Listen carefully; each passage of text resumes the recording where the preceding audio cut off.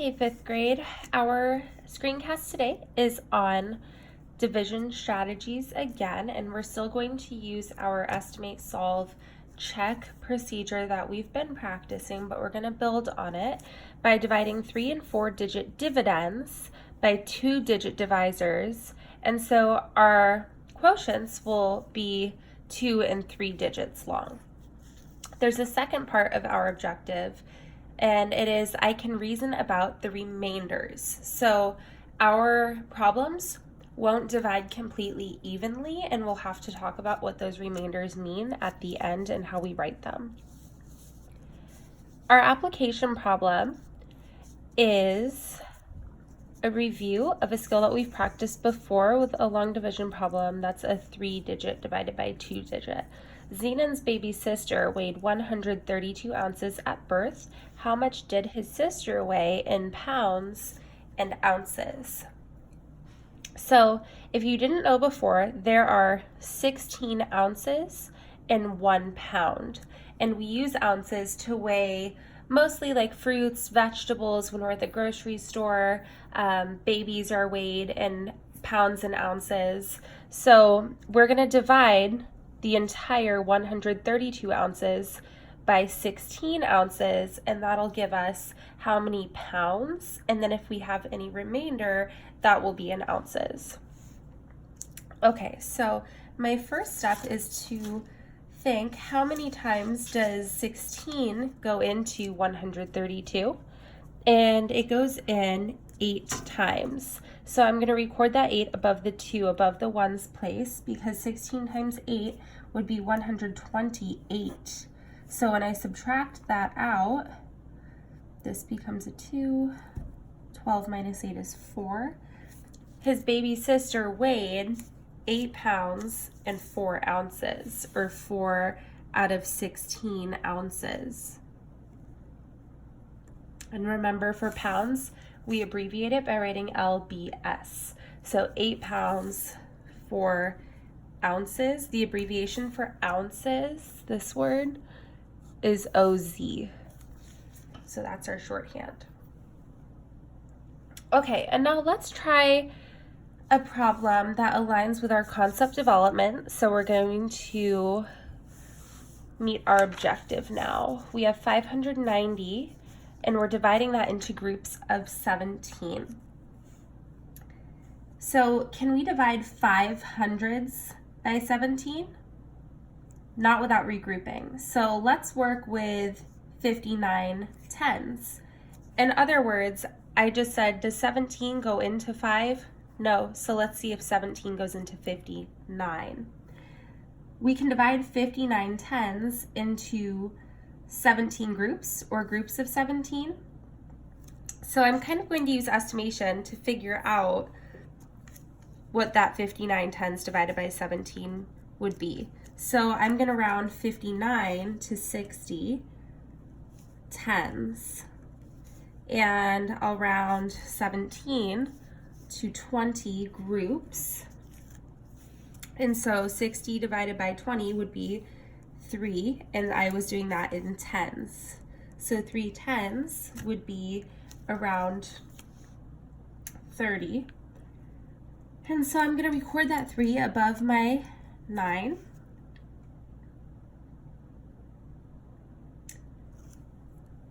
And I'm recording it there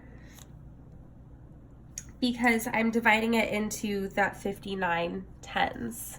Remember, we rounded to 60 tens over here. So I'm recording that above the 9, not the 5, and not the 0. 3 times 17 is 51. So when we subtract that, we're left with 8, and we bring down the 0. Okay.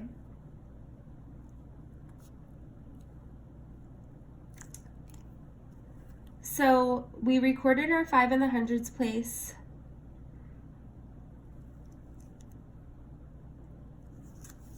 And we brought down our next number in the ones place. So now we're thinking there are 8 tens remaining. we can divide 8 tens by 17, but only if we're regrouping. So if I'm using estimation for this chunk, I can do 80 ones divided by 20 would be 4 ones. If I use that 4 for my estimation, I would record my 4 up above my 0, and 17 times 4 is 68. It can't go in 5 times without going over 80. So 4 is the closest estimation we can get to, and when we subtract, we're left with 12. So 12 becomes our remainder. So we can write in fifth or fourth grade, we would write like 34R 12, remainder 12. As you get older, you'll write it as a fraction. So this becomes 12 over this number, 17. When we check to see if our answer is correct, we're going to use 2 different operations. So first we multiply this number by this number. So we'll do 34 times 17. Then whatever we get, we add the remainder 12. So 4 times 7 is 28. Carry the 2. 3 times 7 is 21. Plus 2 is 23. Now we're working in this tens place with the 1. So 1 times 4 is 4. 1 times 3 is 3. And we're adding 578. But that's not quite what we started with. We're looking to get this number right here, 590. So I have to take my 578 and add on this 12. 8 plus 2 is 10, carry the 1, 7, 8, 9, and there we go. The goal is to get back to the number that we started with in our dividend. Okay, so let's go ahead and try another problem. As you can see, we're going to do problem 2, problem 3, and then we have a little closing. So we'll start here with estimate, solve, check. 887 divided by 27. Okay, so can we divide 800s by 27?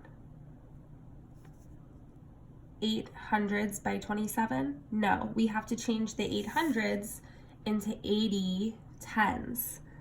80 tens and 8 tens is 88 tens. So we'll have to regroup this into 88 tens instead of doing 800s. So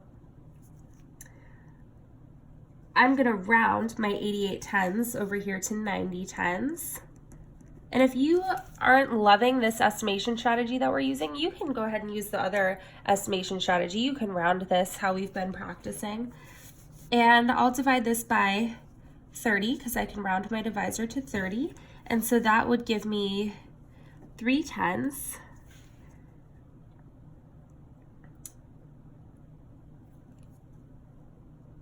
Okay, so now I'm going to take my 3 and I'm going to record this in my quotient above the 88. That means I'm putting 27 into my 88 tens 3 times. So 3 times 27 would be 81. And when we subtract, we get 7, bring down the next 7. So now I have 81 tens that I subtracted out, 7 tens were remaining, and then I thought, can we divide this 7 tens by 27, or should we regroup? Well, I thought we have to regroup or bring down the next 7 to make 77 ones, and then combine them so that we're dividing this entire 77 ones by 27. So now I'm going to estimate this part. So I'm going to round 77 ones to 60 ones divided by 30, which is my rounded divisor. And so now I should get around 2 ones because 60 divided by 30 is 2. I'm going to record my 2 in the quotient up above the 7.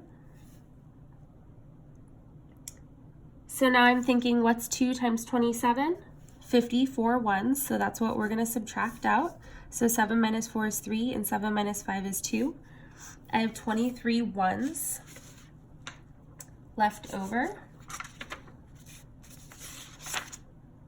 Can I divide 23 ones into 27 groups? No, 23 will be my remainder. So there are 32 groups of 27 in 887, and there are 23 left over. So remember, we would write this up here as a fraction 32 and 23 over 27. And if we are going to check that, we're going to multiply 32 times 27, and then we'll add our 23. So 2 times 7 is 14, carry the 1. 3 times 7 is 21, plus 1 is 22. Now I'm working in the tens place, so I write a 0 as a placeholder. 2 times 2 is 4, 2 times 3 is 6, and we're adding, so I get 4, 6, 8. 864 is not quite our answer, but we're getting close, so now I just have to remember to add this remainder over here. So plus 23, 4 plus 3 is 7, 6 plus 2 is 8, and 8 comes straight down, and there we have it. All right, so let's try problem number 3. Estimate, solve, check. 839, this will be the last example that we do in our notes today. And like I said before, if you're not loving this estimation strategy, you can go ahead and use the other ones that we've been practicing. We're going to first estimate before we begin dividing. So I'm thinking, can I divide 41 into 8?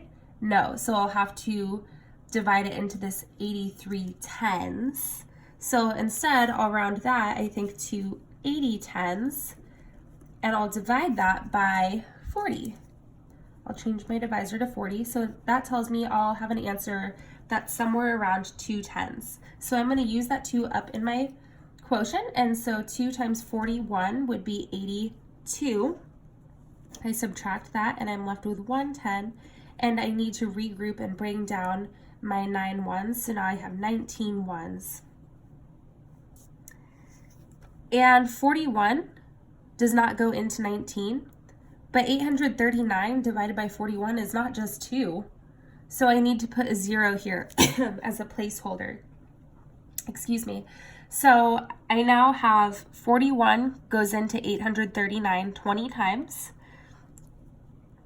And so I'm going to subtract out 0 because I put a 0 up in the top. I have 19 remaining. So when I check this, I'll have 41 times 20. 0 times 1 is 0. 0 times 4 is 0. Now I'm in the tens. 2 times 1 is 2. 2 times 4 is 8. And so 820 plus my 19, that's my remainder, shows me that I have 839 is my final answer, and that's what we started with. And so 20 and a little bit more is right around 2 tens. So we can use our estimation just to ensure that we were correct in our thinking.